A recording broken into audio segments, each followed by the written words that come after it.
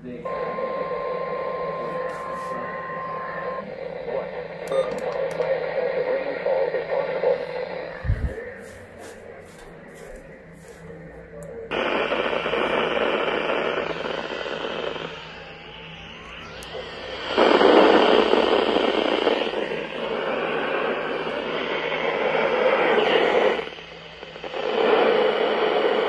heard it.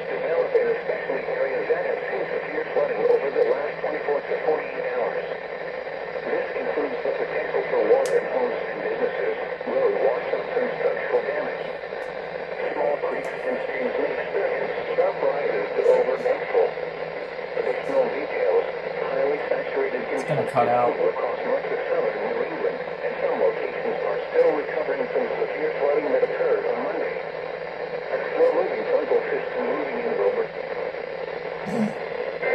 I knew it.